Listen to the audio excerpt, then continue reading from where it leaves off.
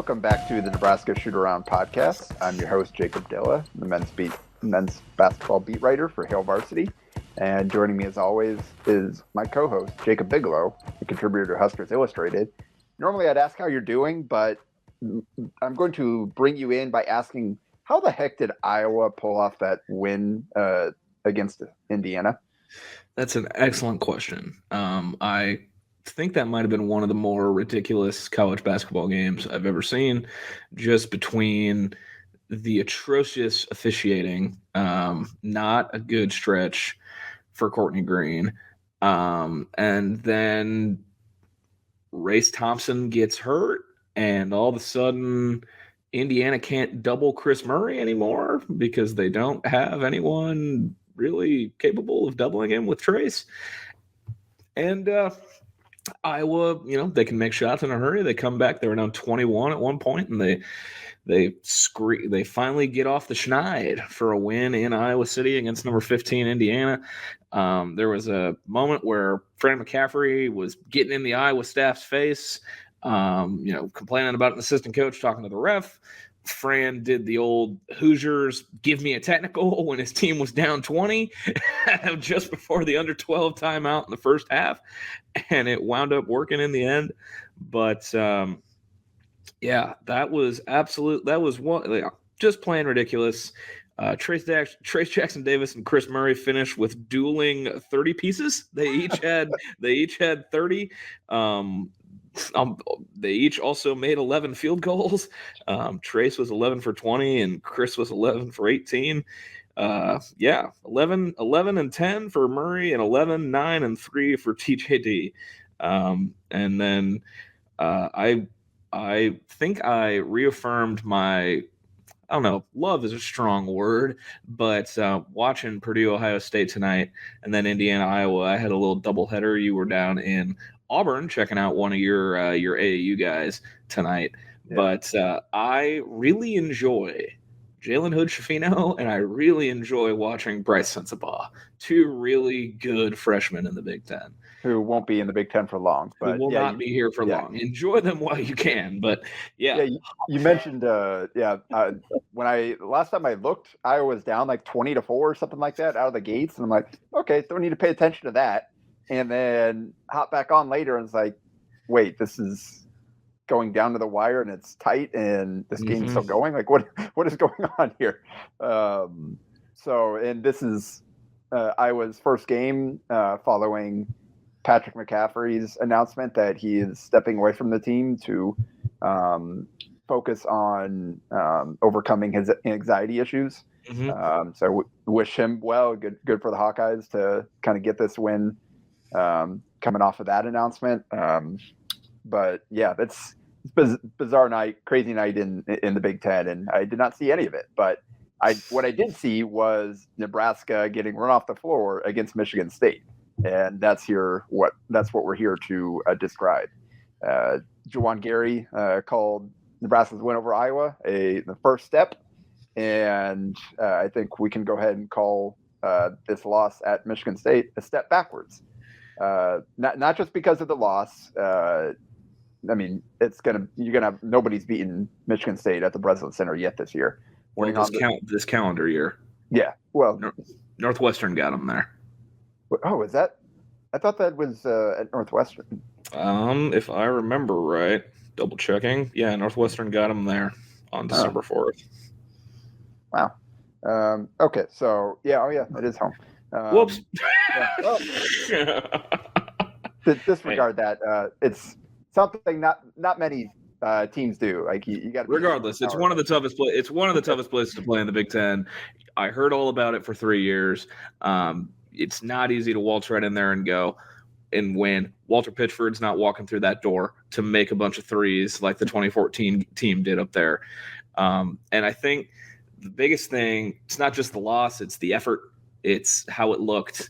And I think you've got some charts to share with the people that echo that same sentiment. So a couple pages of notes here, just watching back over that game. It was a 74-56 final for Nebraska. And it's not so much that the effort was bad. It's just we find the issue with Nebraska and the way that they need to win and what they're building their identity around, and obviously defense and effort and all that type of stuff. But when there's a certain point where you're so bad on offense that there's really nothing you can do to win on the other end, because it just makes it so difficult, because every possession you're in scramble mode, you're running back in transition, you're trying to get matched up. They're constantly putting you in rotation. They're getting good looks. And so it's just difficult to get set and play really good defense when you're just inept on offense. And that's what we saw. Like, I didn't see a lot of guys not playing hard or giving up or anything like that. It's just they were ineffective for long stretches of that. And I thought, like, we know Tom Izzo, Hall of Fame coach, would have really good.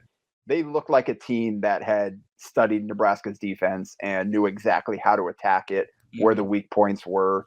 They got to their spots.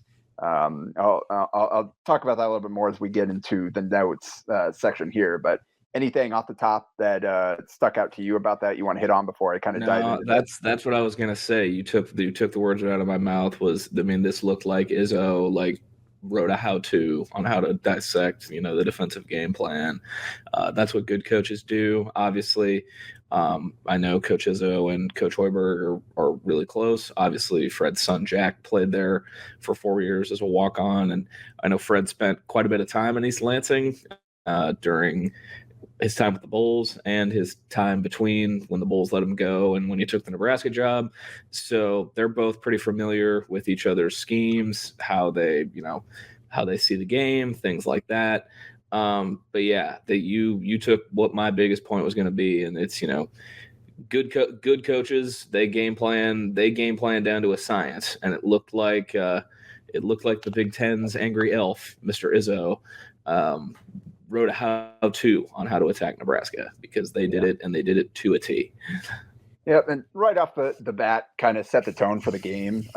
Very first possession, Michigan State got Nebraska in rotation, moved the ball all around the horn, ended with a Tyson Walker 3 over a contesting, closing out Emmanuel Bandamel, knocked it down. So somewhat contested. It wasn't like it's a wide open look or whatever, but they got space, knocked down to 3. Go down in the other end shortly after that and get the ball down to Sam Griesel in the post, and Joey Hauser kind of digs down on Griesel. He kicks it out to Juwan Gary, open catch and shoot 3 on the wing, brick. So that right there kind of lets you know, that's good. That's gonna be a problem. They're knocking down contested shots, and Nebraska's missing open ones, and that proved to be a theme as the game went on. And one thing to note, like we mentioned how they looked like a team that was ready to attack Nebraska's defense. On the other end, Michigan State, they're not a bad defensive team, but they're not one of the best in the Big Ten. Like we talked about, I think previously, kind of where teams are on KenPop and all that. They're like 8th in the Big Ten defensively. They're basically one spot behind Nebraska, I believe, in terms of defense. So they're a solid team nationally. They're not one of the best in the Big Ten. Nebraska is going to face teams that have performed better defensively so far this season. Michigan State certainly looked awfully good on Tuesday night as we record this on Thursday. I noticed they did a great job of covering Nebraska's off-ball actions. Like they'd get the ball into Derek Walker and try to run their off-ball stuff. And Michigan State just did a great job of switching, interchanging, sticking with guys, and a lot of possessions just kind of broke down into Derek trying to go create something out of nothing because nobody else could get open. And Mady Sissoko, who's made a lot of growth over the last couple of years there, and entered that program as a top 100 kid, but was super raw and wasn't able to really even get on the floor, let alone contribute the first 2 years. This year he's starting at the 5 for them, 6'9", 240, and he Derek got going a little bit in the second half, but Mady definitely won that battle in the first half. Blocked him on his very first possession of the game. Derek tried to bully past him, and Mady didn't budge. But I mean, they fell behind 11-6, and then Wilhelm Breidenbach comes in, and this time gets that catch and shoot three with Michigan State doubling Greasel and knocked it down top of the key, which great to see. He hasn't done a ton of that this season. And then he got the ball on a dump off from CJ Wilcher on the next possession to tie it up at 11-all about 7 minutes into the game. And then that is where things went off the rails. Nebraska got outscored 28-6 to end the half. 28-6 in 13 minutes of game time. During those 13 minutes, Nebraska shot 3 of 16 from the field, including 0 of 7 from 3, made one trip to the line and missed both free throws, and had 7 turnovers. They scored 3 out of 24 possessions there to end the half. And that is how you get yourself blown out on the road in particular, but anywhere. And looking at those threes, I thought 5 of the 7 looks were good threes, and they didn't hit any of them. And that is the biggest problem with this team. We'll touch on it kind of at the end here, but so Nebraska went down 39 to 17 at halftime, which is the fewest points that Michigan State has allowed in any half this season, and the largest halftime lead the Spartans have had against a Big Ten opponent since 2017. Those are things that those are graphics you do not want to see pop up on the Big Ten broadcast coming out of the halftime. So that's kind of what happened there. They're just incompetent, could not score. And a lot of the possessions, just guys not finishing. They got some of them, whereas Michigan State just being better and Nebraska having to force something up. And a lot of them were actually, they executed well enough and just couldn't make the shot. And that's when you find yourself in real trouble, when you get what you want and you can't hit it. So the 2 of their buckets were basically off the same action, where you got the ball to Derek in the high post. They kind of faked the pin down and then slipped to the rim. Got Sam Greasel a layup off that and got Juwan Gary a dunk off that. So that is really the only thing that worked successfully. The only other bucket they had was Derek Walker in the post, kind of back down little jump hook. Beyond that, Michigan State was there. They defended everything well. Again, travels, bad pass turnovers, just nothing. They had multiple, again, catch and shoot open threes from the perimeter. You had a couple like Banamel and CJ Welcher both forced bad threes. Those were the 2 I mentioned. The other 5 were all catch and shoot in rhythm, off screen, stepping into the shot from guys like Tominaga, guys like Banamel. So the guys that you need to be able to hit shots for you, they couldn't do it. So that's how you go 13 minutes and score 6 points when guys just aren't able to execute what they're brought there to be. So that's kind of halftime. Second half, I mean, the game is essentially over at that point. You go into halftime with 17 total points in 20 minutes, down 22. Like, just absolutely everything would need to go right in the second half to give yourself a chance in that. And credit to Nebraska, they definitely stepped it up. They made multiple runs in the second half, and they got it down to 12. So shaved 10 points off the lead there. And the difference started the second half was, 1, Sam and Derek going to work and hitting shots that they missed in the first half. And that's like the little mid-post turnaround shots over the top. Derek Walker just doing his Derek Walker thing, going and scoring. And outside of that, so you had your 2 main guys rolling, and then you had the role players stepping up. You had Kate Tominaga and Denham Dawson both scoring. You had CJ Wilcher finally knocking down a 3 on a kick out. You had another and one from Breidenbach, who was 10 points, 1 of 3 Huskers in double figures. It was Walker with 15, I think. Greasel with 10 and Breidenbach with 10 on 50% shooting. So correct. That was one of the lone bright spots was the offensive play from for Breidenbach. He had a putback in there as well. So your 2 best players are doing their thing. Then you had role players getting a bucket here and there, and suddenly you look like a competent offense. They just cannot get that to happen consistently. And it was Sam and Derek. Their games are kind of so specialized, and the way that they go to work. Again, like Sam got doubled on every post touch in the first half. He did not have many opportunities to score. And then when he did, he missed all his like contested, like the little spinning hooks. He put it off the back of the rim. He tried to bully ball bucket early on that he came up short, trying to shoot over the top. Like he just wasn't making the shots. And Derek Walker, again, had some turnovers, got sped up, trying to do too much because nobody else was getting open. And that's, we run into it. If you don't have floor spacing and your two best players are guys that do all their damage in the paint at the rim, they become a lot easier to defend if you don't have to respect guys on the perimeter. And that's what we're seeing in Nebraska in their bad games. But that stretch to start second half, that's what it's supposed to look like. And they look like a good team. So they cut it to 58-46 with 8:42 remaining. At that point, they were shooting over 60% in the half. And then things fell off the wheels again. And 10-0 run for Michigan State over the next 5 minutes. And that was ball game. But that 10-0 run, you had they shot 0 for 5, 0 for 3 from 3 with a turnover. You had Sam Griesel drive, bad pass, try to dump it off. Breidenbach drive, spin, his little spinning hook shot thing, air ball.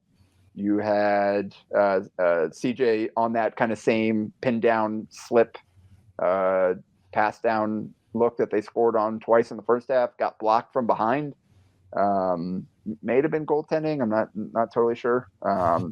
Vandemel, wide open, catch and shoot 3 from the corner, miss. Vandemel, catch and shoot, top of the key 3, miss. And then CJ, kind of the pump fake against a closeout, dribble to the side, pull up 3, also miss. And then Derek Walker got fouled, rebounding CJ's miss, and hit one of the free throws to end the streak. So at that point, the ball game was over. That was a knockout blow. One thing from the first half, I talked about Nebraska getting their shots and not being able to hit them, catch and shoot. And I talked about them being well prepared for the way Nebraska defends. Michigan State shot 9 of 14 on mid-range twos in the first half. And there's several possessions where it looked like totally on balance. They knew Nebraska was going to fly out, chase you off, and it's just easy little one dribble, pull up into a good base under you, on balance. Like they knew exactly the shot they were looking for, and they knocked it down. Also had a floater in that game. They actually went 4 for 4 on floaters in the game, I believe, from my count. They had 24 assists on 31 made shots. Yeah. So that just goes back to this team was well prepared for Nebraska's style of defense, and it'll work sometimes if the other team's not shooting well. Michigan State, they didn't shoot great on threes, ended up 8 for 25 because of a cold second half. They were 5 of 12 in the first half when they built that lead. But again, they were also 9 of 14 on mid-range twos. And so Michigan State was hitting tough shots, but the shots that they wanted, Nebraska just couldn't make anything. And this is kind of the rut that we see them falling into. It's kind of like Groundhog Day. You get excited about it a little bit, and then suddenly the offense just lets you down. And that will be the case for Nebraska.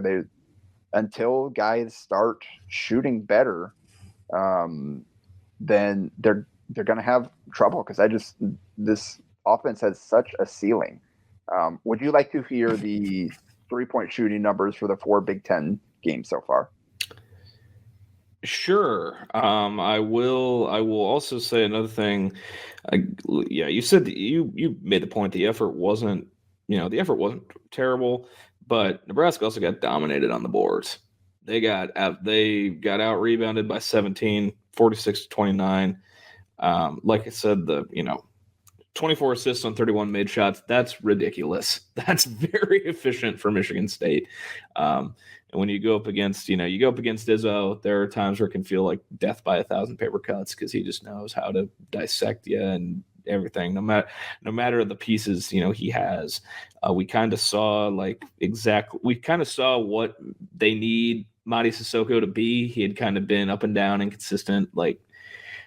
What is he? And that was kind of exactly what Michigan State needs him to be. And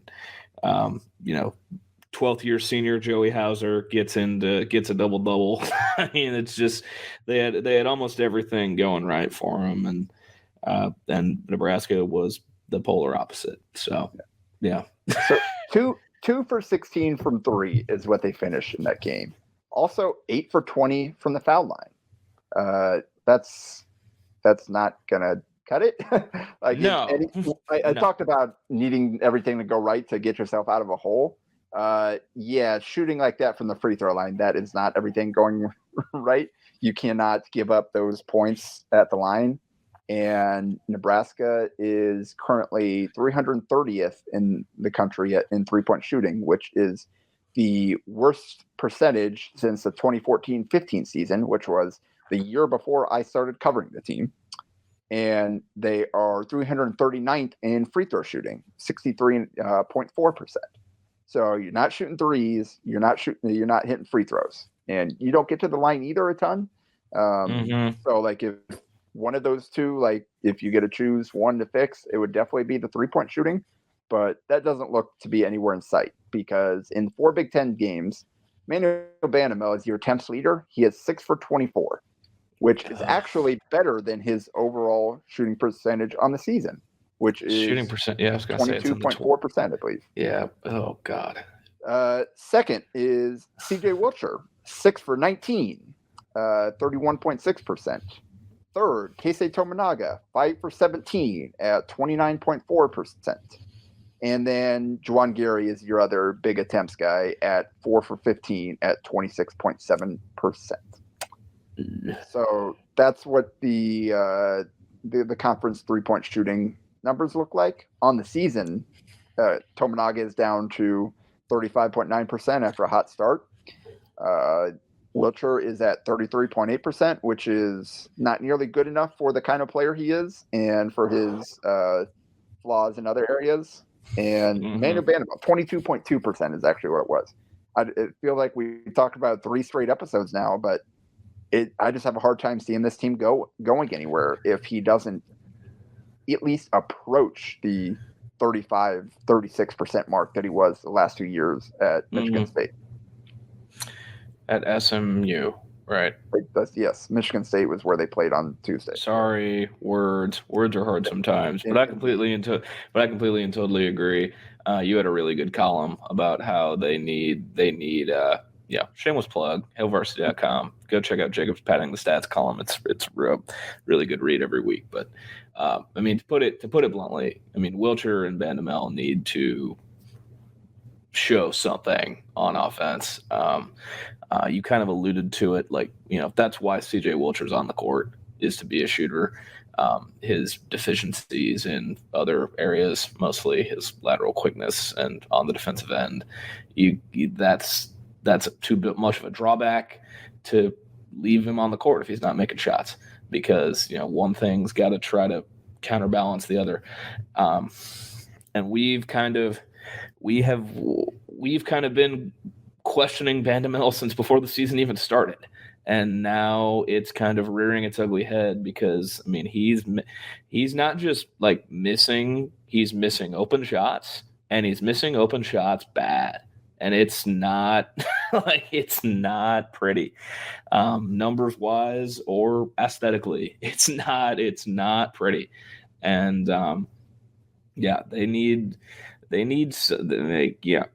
You know what Walker and Griesel are going to try to do.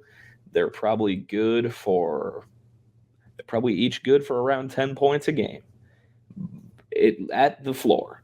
But it's just like there's got to be a third guy who's got to bring something to the table, and everyone else is kind of on the struggle bus roller coaster. It's just very, very up and down offensively for everyone not named Derek Walker or Sam Griesel. Sam Hoiberg outscored Emmanuel Banamel in that game. That's not good. And also outscored Keisei Tominaga. That's also not good. And he nearly scored as much as Juwan Gary. That's also not good at all. Yeah. So, shout out Sam. Good to see him go out there and get himself to the free throw line. Yeah, good job. 3 out of 4, which good job, Captain America. yeah. So he dramatically improved their free throw percentage out there, getting down there late because they were 5 for 16 without his attempts. So yeah, that's not good. Yeah, and then unlike Steven Izzo, he actually scored points. So score that one for the Hoiberg family. Good job, Sam. But yeah, I mean that's just not. Yeah, when Sam Hoiberg and Oleg Koyanets combined for as many points as combined for more points than Juwan Gary, it's not gonna win you many games at all. And when we don't. I'm not gonna bash on these guys too much, but I mean, there's got to be like when your head coach might be the best 3-point shooter in the program, and I would bet that Fred's probably the best free throw shooter in the program. That's a problem, and it's gotta be addressed somehow. Casey's still shooting 100% from the line, I believe. Oh, there we go. There we go. Not sure Fred can still do that. Go draw some contact, Casey. Go draw some contact. Yeah, go try to get hit on one of those floaters you like doing. Go do that. Casey. So yeah, that's kind of where we're at. Again, for all the things that they've shown this year to be excited about, they got to take strides on offense, and that's the guys that we talked about are the most likely path to doing that in terms of guys that are performing below their previous performance to a significant degree. It's those two, and if they get back to where they've been previously, Wilcher and Bandabell in particular, I think it'll be a trickle-down effect where it makes the game easier for Derek Walker and Sam Barisol to be your lead guys. And then maybe you'll get something else out of somebody random, which is what they need to win games in the Big Ten. Because especially on the road, which it looks like it's going to be a struggle this year. Nebraska's done a good job at home, protecting home court. Obviously, they almost beat Purdue there. They did beat Iowa there. They've handled business there. But they're staying on the road for one more. And we talk about the must-win games in order to have. I have a declaration to make. Yeah, and it's go ahead. And it's we said we didn't want to declare games must-wins in November when they had the Boston College Florida State stretch. We can do it in January. You gotta win on Saturday. You just gotta win. They're going to Minnesota. In short, Minnesota is bad. And that is not just us like punching down at them. There is very few signs of anything to indicate that this team is good at much at all. They are close to, I think they're up to 187 in KenPom. They were 100. Now. Oh, 181. They were 191. 91. Okay. Yeah, they're going the wrong way. Yeah, they were 199 last week, so they're trying to escape almost falling into the 200s.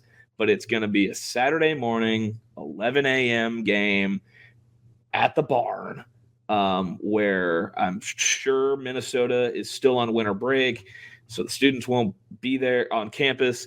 I don't think the students would be there anyway because their basketball team's bad. Spoiler, but yeah, they're not very good. I don't know how they're feeling about the decision to hire Ben Johnson. I know it's only year 2 and they've had some injury issues, but I know who the other finalists were for this job, and they went with Ben Johnson. So I don't know how you're feeling about this, Minnesota.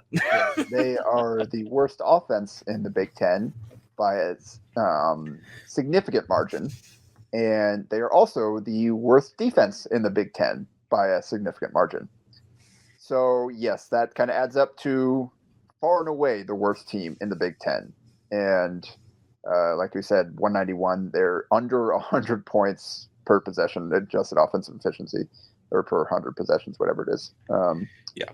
And they are over that mark on defense. So yeah, they are not good. They're the only Big Ten team with a negative net, and nobody else is even close to zero. Nebraska is second worst at plus 9.03. They're at minus 1.56. So they're very bad on both ends of the floor. They don't really do anything particularly well. I guess they the best thing they do is defend 2-point shots. Teams are actually shooting 47.4 effective field goal percentage, including 45.5% on twos. So they protect the rim. They force you into misses inside the arc. Yeah, they've got some okay length. Yeah. Emphasis on okay. Yeah. They don't foul a lot. Yeah. But so that's good news for Nebraska. You won't have to, probably won't end up at the line a ton. So, but that's actually the one thing you look at this. It's the one strength that Minnesota has, and they are 98th in the country in blocking defense. Block 10.7% of opponents' shots.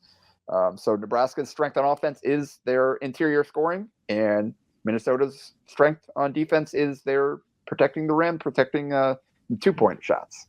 So this is a little bit of a strength on strength, and then but they are so bad at. They are actually a worse free throw shooting team than Nebraska. It's not, you don't want, so if you've never seen a KenPom page, they have various shades of green for good and red for bad. And Minnesota's, there's a lot of pink in there. And then there's one bright red box there on free throw percentage. They're shooting 59% from the free throw line this season. Oh. There are only 3 teams worse than them in the country. And I kind of shudder to think like what those teams might be shooting to be worse than like 59% is just unheard of. Yeah, that's not good. That's like worse than Calipari's Memphis teams back in the day, right? Oh yeah, holy cow. Holy cow! They make a free throw. Calipari's got a national title in 2008. they can just make a free throw. Good gracious! Yeah. But yeah, that almost takes skill to be worse at free throw shooting than Nebraska. The other thing that's going to play into this game, and it's kind of a if you know thing, is they're probably playing in the most unique venue in the Big Ten. The barn is quite the place. It's, if you don't know, they have the elevated court. You have to, take a step up to get up onto the court. It's not white anymore. It was almost like bright white for a year with the Minnesota colored accents. But yeah, an 11 a.m. game in a very unique venue. I think the longest shoot around on the road we ever had, just to try to get used to the sight lines, was when we made our trip to the barn. And yeah, I'm sure Nebraska's going to do some stuff in the morning tomorrow, and then they're going to go fly up there and probably take their sweet time trying to get accustomed to the sight lines up at the barn. So yeah, few more things about Minnesota before we can kind of look at their roster a little bit. They have 6 wins. 4 of them are against teams outside the top 300 in KenPom. The 5th is against Central Michigan, who is at 260. And the 6th is against Cal Baptist, and it took them overtime to win that game on a neutral site. And Cal Baptist is 175. So they have not beat a good team. They lost at home to DePaul. The Arkansas Pine Bluff, Chicago State, Western Michigan, St. Francis, Central Michigan, and Cal Baptist are their 6 wins this year. So yeah, Central Michigan beat Michigan. Fire up chips. No, but their schedule isn't great. they definitely are trying to. They definitely tried all they could to get the wins they could with some of the teams on the schedule that are ranked very, very low and KenPom and are like your typical, early season bye game. They didn't even get the game in with Alcorn State. That was canceled for whatever reason, but that's a classic. Try to get a win. They only beat Chicago State by 3, and those 3 points were on one of the more ridiculous clips you'll see. Where they probably should have lost to Chicago State if that goofy 3. Well, actually, that was a 2-pointer because it hit him inside the arc. That's true. Yes. Yep. So, yeah, if you didn't see that clip, they tried to throw a pass, and it bounced off a defender and into the basket. The defender was like a step inside the 3-point line. And it bounced off him and went into the basket. That's how hard the pass was and how it ricocheted. Yes. But that being said, their last game was at Wisconsin, and they nearly pulled that off. They lost 63-60. So while they are very bad and have had a terrible season, you can't sleepwalk over anybody in the Big Ten. Yep. And it is worth noting that Tyler Wall, I believe, only played 9 minutes in that game, got injured, and Wisconsin top 15 team ranked right. They were number 14 last time I looked. Yep. That being said, they have very little error for margin for error on offense, and you lose Tyler Wall, which is one of your few guys that actually can score and create his own shot and is somewhat reliable on the offensive end. So that explains why they were only able to score 63 points. But yeah, this is a game Nebraska has to win. KenPom favors them, has them winning by 4, 63% chance to win. So I guarantee that'll be Nebraska's best by far. I think probably be the only time they're favored on the road so far this season. Yeah. The way. Yeah. So yeah, that's, as we said, must win. The names to know: Dawson Garcia, who the Minnesota native who started at Marquette. School number 3. Went to Northwestern, went home from Northwestern, and North Carolina. transferring to. I can't talk. It's we're closing in on where did North? I don't know. You're just thinking about the Big Ten being a mess. That's all. You're just thinking about the Big Ten being a mess. Anyway, Dawson Garcia, he leading them in scoring, 14 a game, 6 boards. He's not shooting the 3 well. He was, as a prospect coming out of high school, he's the super skilled kind of stretch 4 type. A lot of some of that stuff hasn't quite translated to the degree that I think people expected. He's got negative assist turnover ratio.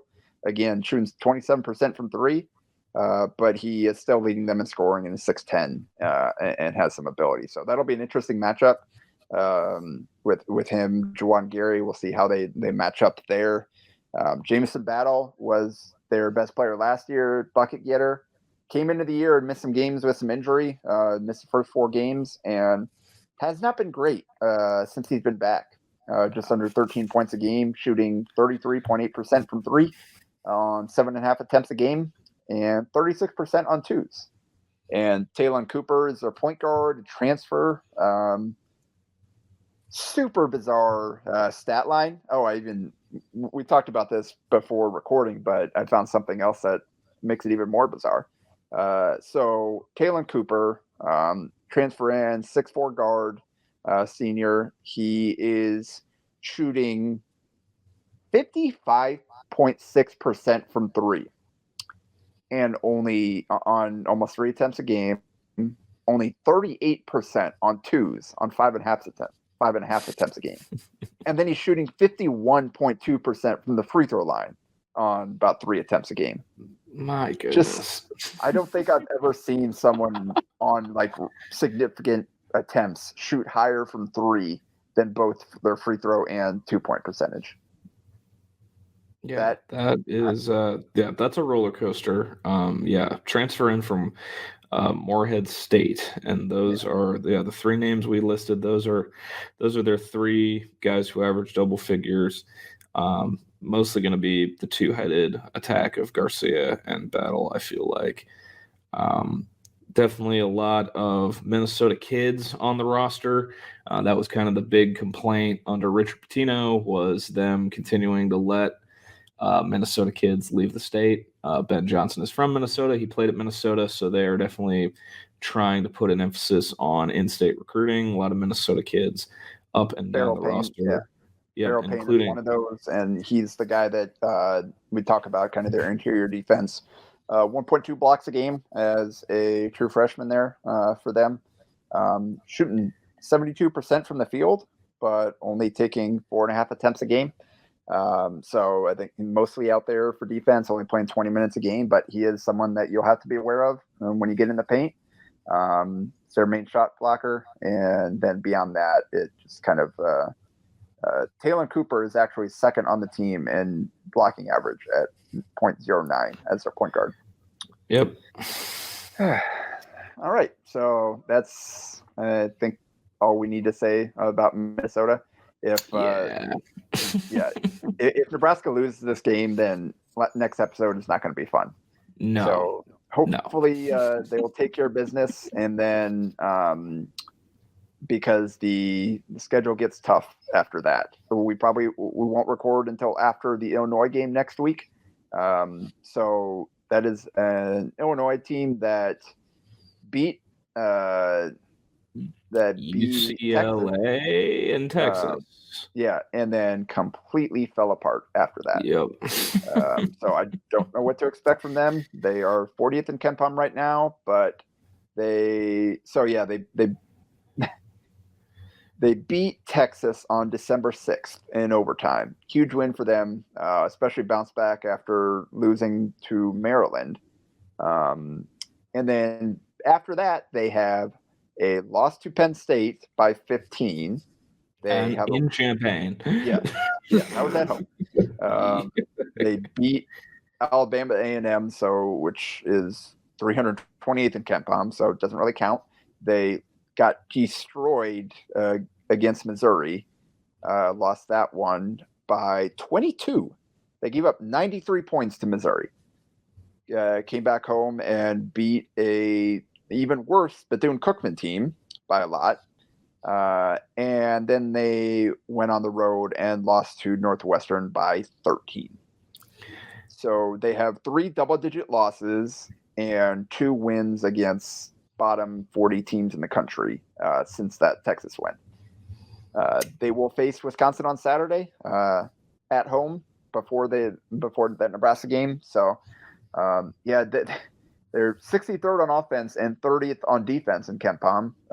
They do some things well. They almost 58% inside the arc. They defend inside the arc as well. Teams are shooting under 42% on twos against them, kind of below average on 3-point, but it's average-ish on both sides of the ball. They crash the offensive glass, but they also turn it over a ton. Yeah, I made the unfortunate mistake of watching most of that Illinois-Northwestern game last night. First off, Northwestern was wearing some of the most heinous jerseys I've ever seen in my entire life. I guess they were player designed. They're trying to look like the Chicago city flag. You don't play in Chicago. You play in Evanston. Sorry. And then the other thing about that game is, especially about Illinois, is they got a lot of talent, like up and down the roster. Terrence Shannon transferred from Texas Tech. He's their leading scorer at 17 a game. Matthew Meyer played at Baylor. He was on the national championship team, kind of as a off the bench 3-point shooter. Now he's going to Dane Danger. Yeah, we had the matchup of Dane Danger and Boo Booey last night. That's the all name game. Jaden Epps kind of had his best game of the year last night, and then I don't know what to think of Coleman Hawkins. He's kind of like he's the what the hell guy on Illinois' roster, in my opinion. And then Sky Clark. Sky Clark's a 5-star freshman who was originally committed to Kentucky. Yeah, Kentucky. Right. And then decommitted because he didn't want to go play for Calipari and two of Brad Underwood's former assistants. He just wanted to go play for Brad Underwood, I guess. So they've got plenty of talent on that roster. I'm kind of having a mental race to see who's going to pop a blood vessel in their forehead first this season between Fran McCaffrey and Brad Underwood. I thought he was going to go ballistic last night in that game in Evanston. Brandon Gaudin and Robbie Hummel were calling him out for his antics the entire time last night.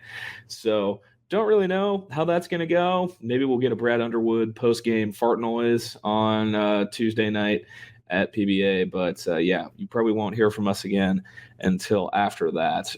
But, long story short, Minnesota bad. Must-win game. And if you're a Twin Cities listener, maybe we have a Twin Cities listener, or you're planning on being in the Twin Cities, you could do a little doubleheader. Go watch Nebraska play at the Barn at 11, and then go across town and watch Omaha take on the St. Thomas Tommies on 7 o'clock on Saturday in the Twin Cities. So, it's local basketball weekend in the state of Minnesota. So that's our little recap preview. So, kind of wanted to wrap it up with we'll make it a little quick story time, just talking about it's been a while since I've shared some of my gonna be a little quick story time and then some quick shout outs from me. We can connect this to Michigan State and to Minnesota. So my Michigan State story, Tom Izzo is one of the few head coaches in America at any level of basketball who comes out on the court and comes out of the locker room to watch warm-ups.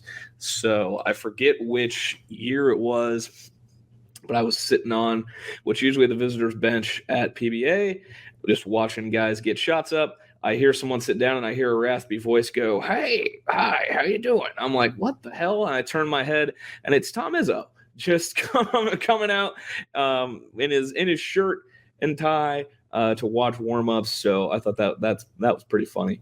Izzo is one of a kind. He had a very interesting relationship with Coach Miles. He's got an even more interesting relationship with Fred. It's kind of interesting that he's kind of been the Big Ten coach front and center, going to bat for the Nebraska's head coach in these last two eras. And then my Minnesota story, I kind of alluded to it earlier. The barn's a weird place, man. Very, very weird. Literally from the outside, it literally looks like a big brick. I mean, it's like 100 plus years old, built in like the 1910s. We flew in to play there. I think it was either the day after or 2 days after the Philly Special Super Bowl in Minneapolis. So, like, the hotel we stayed in still had Super Bowl stuff up. I was the designated food guy as a manager.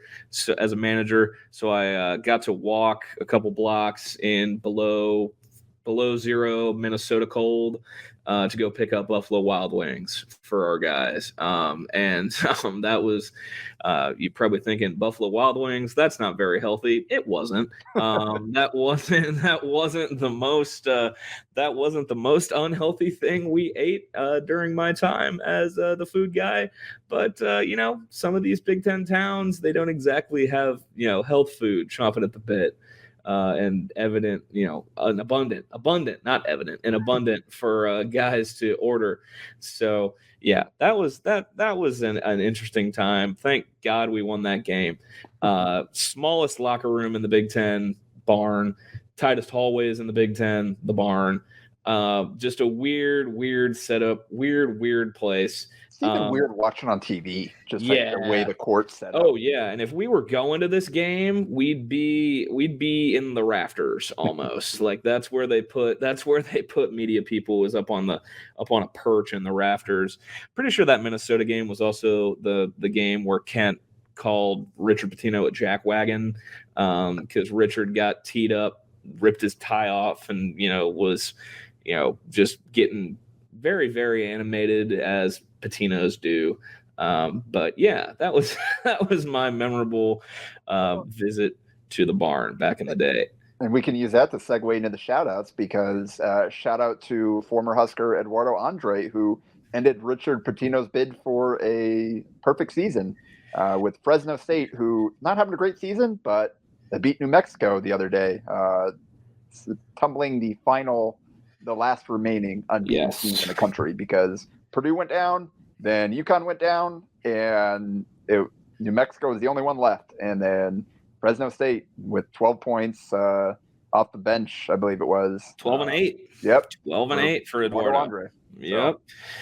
So. That was definitely unexpected. I think on our last episode, I alluded to Purdue beating Rutgers. That did not happen because I was then informed that Rutgers has now won 5 of their last 6 against Purdue. So Steve Peichel has the Painter blueprint somehow, some way.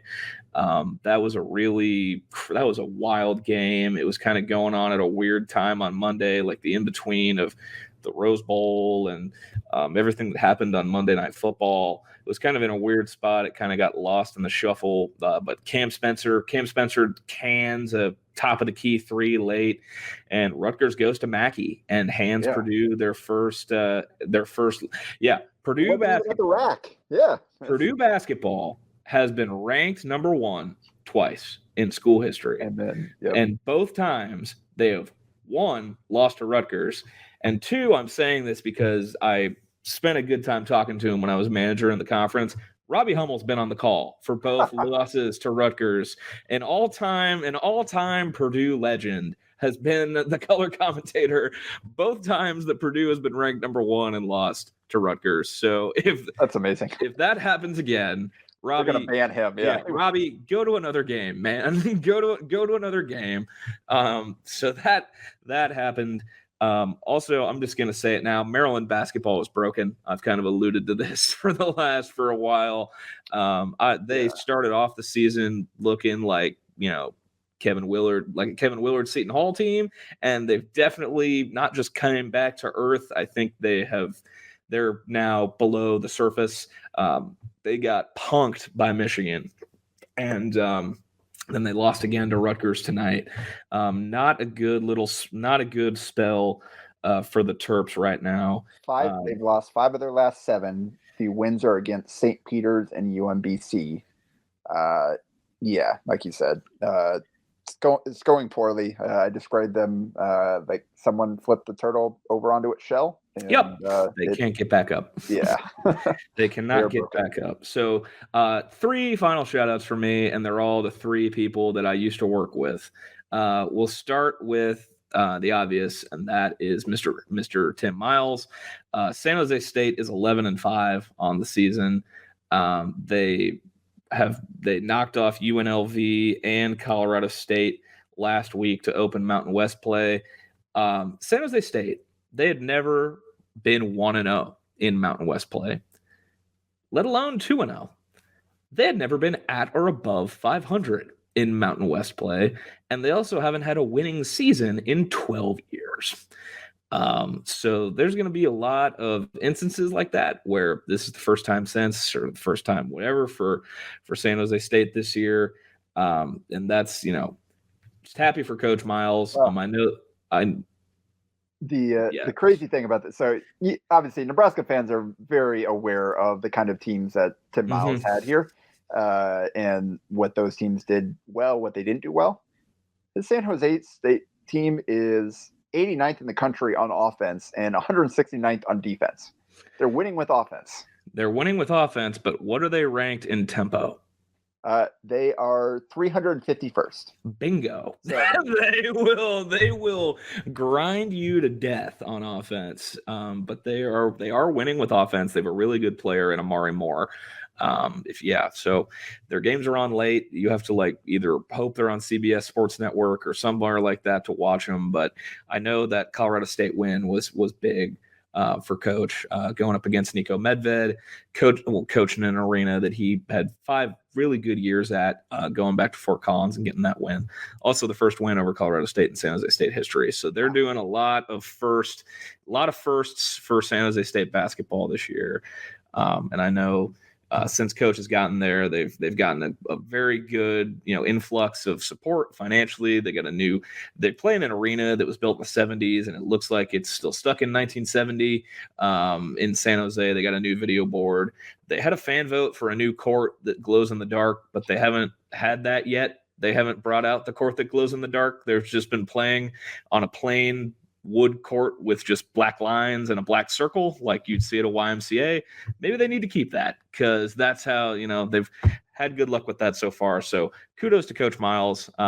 Also kudos to Michael Lewis, former Nebraska assistant, head coach at Ball State. They got a really big win earlier this week against Toledo. Toledo was the preseason favorite in the MAC, and I believe Ball State went to Toledo and beat them there. So good for Coach Lou. I know both Miles and Lou, they're gonna enjoy them while they're where they're at, because they're definitely, especially Coach Lou, a long time coming for him to become a head coach and be on the upward trajectory. And third and finally, I got to see the man who was responsible for me becoming a Nebraska basketball manager last weekend, and that is Rob Edwards. He's now the director of ops at UMKC. I was at the UMKC Omaha game on New Year's Eve. UMKC beats Omaha. Rob once hosted me on a recruiting visit to become a manager, and that is where we became acquainted, and we've been good friends ever since. So it's been a good year for friends of mine in the coaching ranks, and I'm very happy to see guys who were good to me, good things happen to them in the coaching ranks. So those are my shout outs to close out the show. Yeah. And also, I could have told the internet that Chris Beard was getting fired today, but I forgot to, because I got a text first thing this morning saying Chris Beard's getting fired today, and I decided to keep that one to myself. So I'll just end on that. So thanks for letting me ramble there a little bit. I'll provide one more shout out to Nate Lenzer, who put in the work at the Metro quarterfinals, I believe, because he was there on Friday, because Nebraska played on Thursday. So I was there for like 5 hours watching a bunch of different games. Like there aren't a ton of kids that are like, oh yeah, the definite for sure high major kid that Nebraska has to offer. But he's doing his due diligence. He's there. He's keeping an eye on kids. Putting in the work. Building relationships, man. And he has basically, since they empowered him to start doing so late last season. Or he's been looking at kids. He's been going to games. He's getting in gyms. He's talking to people.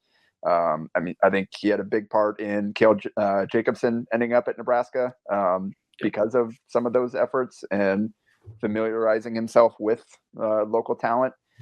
Again, there are a lot of good basketball players that maybe don't quite have the physical tools to get to the Big Ten level or have a long way to go. But if anybody gets there, I think Lenzer will certainly have had eyes on them. And there's some young guys. Keep an eye on a guy like Amari Bynum at Omaha Bryan, who's just a 2025. So it's still just a young pup, but he's one that might have those physical tools that would allow him to translate to a high major level of play. But saw him play, saw a bunch of other guys play, and was just there hanging out for a while. So I got to talk to him a little bit. Saw Brian Peterson from South Dakota State came down to watch some games. I know they're big on Jaden Jackson and some other guys locally. I saw Jalen Courtney Williams for Creighton was there at one point for the semis of the Metro holiday tournament. So checking in on Mr. Dotzler, I presume. And probably also checking in on his little brother who's playing for Millard North. So convenient trip for them. Got to see Josiah play in the first semi, and then got to see his brother play in the second, Skyland Williams. So there we go. So good week. Saw some good coaches there, people that I know, got to talk to a little bit. Hanging out, chopping up about basketball. So I don't know how we got to an hour. We were planning a quick episode. We were planning on this being short, but as we have emphasized plenty, if there's anything that both of us like to do, it's talk, and here we are. So definitely good good to see Coach Lenzer doing that. Coach Lenzer's one of the good ones, man. He's got a really cool story too, just how he got into coaching and everything. So yeah, awesome to see a guy like him building relationships with the local talent. But yeah, like we said, probably won't hear from us until after Illinois. So we got Minnesota and then Illinois on Tuesday, and then Ohio State comes to town. I promise on the next episode, I will not sing Bryce Sensabaugh's praises for the entire episode. I will try not to, I promise. But until then, go check out Jacob's work on hailvarsity.com. Like I said, padding the stats column, must read every week, especially during basketball season, because he is the hardest working man in basketball in the state. There, I said it, and I mean it. All right, we will talk to you guys next week.